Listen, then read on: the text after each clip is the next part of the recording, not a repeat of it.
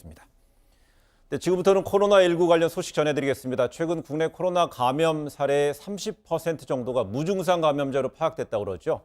여기에 대해서 우리 정부가 항체 검사를 계획 중이라고 합니다. 관련 내용 먼저 들어보시겠습니다. 코로나19의 특성 자체가 무증상이나 경증 시에 전염이 되고 또 많은 무증상이나 경증 사례들은 의료기관으로 진료를 받으러 오지 않기 때문에 진단이 안 될 위험성, 가능성들이 있다라고 보고 있습니다.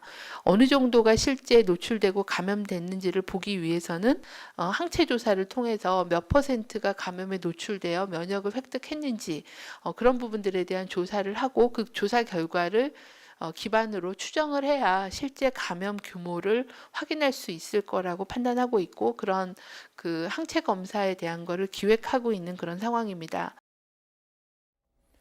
네, 정은경 본부장, 항체 검사를 통해서 실제 감염에 노출된 사람들이 얼마나 되는지 규모를 파악하겠다 이 내용이에요? 그렇습니다. 예. 유행 규모를 파악하겠다는 건데 왜냐하면 지금 정은경 본부장도 말씀하셨지만 기본적으로 이게 증상이 나타나서 우리가 몇 명을 치료한 건 이미 통계가 나와 있는 네. 상황입니다. 그런데 증상 없는 상태에서 지나가는 경우도 많이 발견되고 있고요. 무증상 상태에서 본인도 모르는 사이에 치유가 되는 경우도 있거든요. 이런 부분까지 발견해내기 위해서는 결국은 항체 조사를 할 수밖에 없다라고 하는 얘기입니다. 그래서 이게 네. 뭐 다른 의도가 있는 게 아니고 실제 우리나라 국내의 감염 규모가 어느 정도 되는지를 파악하기 위해서 샘플로 사람들을 추출하고 그 사람들은 무작위 조사를 통해서 면역 조사 세 가지인데요. 혈청 조사 그리고 혈청에 대한 항체 조사 이걸 해서 실제 우리 국민 몇 % 정도가 감염이 됐고 치료가 됐는지 하는 부분들을 찾아내려는 기획이다라고 얘기할 수 있겠습니다. 네. 그래서 한마디로 얘기하면 실제로 감염 규모가 우리나라에서 어느 정도 되는지 하는 게 이번 조사의 핵심이라고 볼 수 있고요.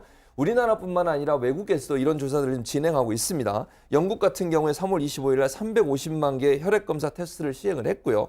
유럽은 코로나 출구 전략을 마련하기 위해서 신종 코로나 항체가 형성된 사람들을 찾아내서 그걸 이제 면역증이라는 걸 증명해주는 그런 제도까지 지금 시행하려고 조사를 검토하고 있는 상황이고요. 독일 같은 경우는 약 10만 명, 그다음에 1,000명 대상으로 항체 검사를 계획하고 있는 것으로 알려지고 있고 이탈리아도 역시 네. 인력들, 특히 병원에서 일하는 인력들 중에 면역이 형성이 됐는지 안 됐는지 확인하기 위해서 항체 검사를 시작한다고 밝히고 있는 상황입니다. 그래서 전 세계적으로 어느 정도 규모로 면역이 이루어졌고 어느 정도 규모로 확산되고 있는지를 밝혀내기 위해서 항체 검사를 하고 있는 그런 경향을 보이고 있다고 말씀드릴 수 있습니다. 네.